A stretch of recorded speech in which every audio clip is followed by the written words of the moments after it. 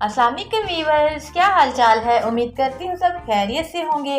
दुआ करती हूँ कि अल्लाह ताला आप सबको अपने हिफ्ज़ो अमान में रखे। प्यारे प्यारे वीवर्स, जो रेमेडी मैं आज आपके साथ शेयर करने जा रही हूँ ये बहुत ही मज़े की बनेगी और ये इतनी बीमारियों का इलाज है कि आप खुद से हैरान रह जाएंगे। तो आपने मुझे कमेंट्स में ज़रूर बताना है कि आप किस बीमारी के लिए खा रहे हैं। और इसको आपने अगर तो जॉइंट पेन, बैक पेन मतलब जोड़ों का दर्द और कमर का दर्द, इन चीज़ों के लिए खानी है तो आपने इसको 11 दिन खाना है और 11 दिन के बाद आपने मुझे बताना है कि आपकी बीमारी ठीक हुई या नहीं। तो आइए स्टार्ट करते हैं। बिस्मिल्लाहिर्रहमानिर्रहीम। सबसे पहले आप देख सकते हैं ये चीज़ें मैंने थोड़ी थोड़ी सी इसलिए रखी कि कुछ लोगों को पता नहीं चलता कि कौन सी चीज़ वो सही बंदा हमें दे रहा है या नहीं, तो इसलिए मैंने थोड़ी थोड़ी सी चीज़ें इधर रख दी हैं और मैं आपको साथ साथ इसके नाम भी बताऊंगी और इनका वज़न भी बताऊंगी और जिस चीज़ में आपने इनको डाल के खाना है वो भी मैं आपको सारा तरीका बताऊंगी। और आप देख सकते हैं कि ये सारी चीज़ें मेरे सामने पड़ी हैं। इनके अलावा दो और चीज़ें हैं। ये पूरी टोटल जो है वो 11 चीज़ें बनेगी।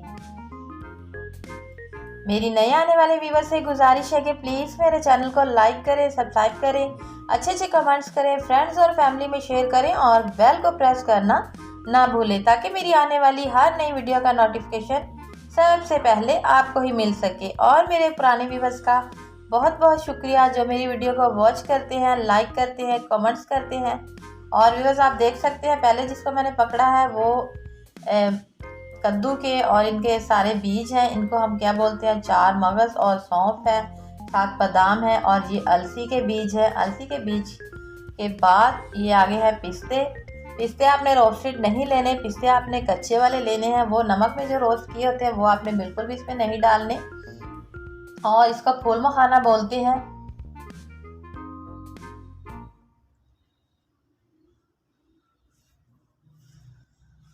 और ये है किशमिश और आप देख सकते हैं ये छोटे छोटे दाने हैं, ये देसी वाली है, इसमें आपने यही ऐड करनी है।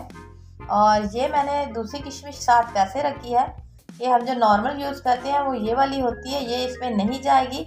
ये छोटी वाली किशमिश है, ये इसमें आपने ऐड करनी है। इसको देसी किशमिश बोलते हैं।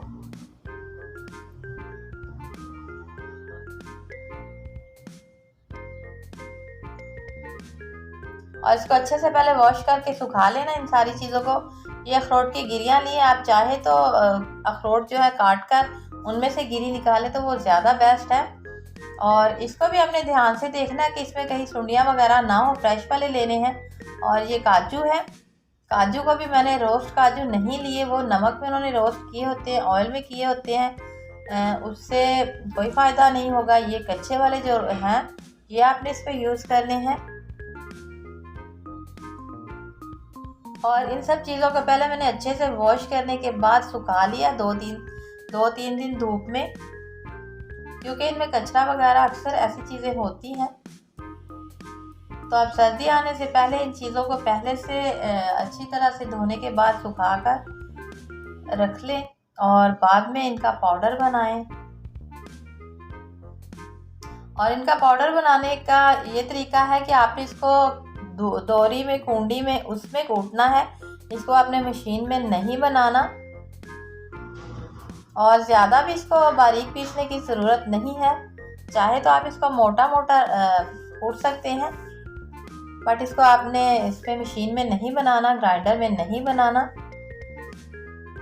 और इसको आपने जौ का दलिया है वो 3 कटोरी जौ का दलिया बनाना है, तो उसमें ये 5 बड़े चम्मच इसमें डाल के आपने सुबह दोपहर शाम खाने हैं। और सॉरी, 2 चीज़ें मैं आपको बताना भूल गई थी, इसमें जाएगी खसखस और तिल। ये सारी चीज़ें मैंने फिलवक्त तो इधर 50-50 ग्राम ली हैं। आप इसमें कमी या ज़्यादा इसमें ऐड कर सकते हैं, इसका कोई इशू नहीं। अगर कोई चीज़ें आपको ज़्यादा महंगी लगती हैं तो वो आप थोड़ी डाल लें। और ये सारी चीज़ें पीसने के बाद आपने उसमें 5 चम्मच ऐड करने हैं और सुबह दोपहर शाम इसको खाना है। और उम्मीद करती हूँ कि आपको आज की वीडियो अच्छी लगी होगी। मिलेंगे कल एक नई वीडियो के साथ, तब तक के लिए अल्लाह हाफिज़।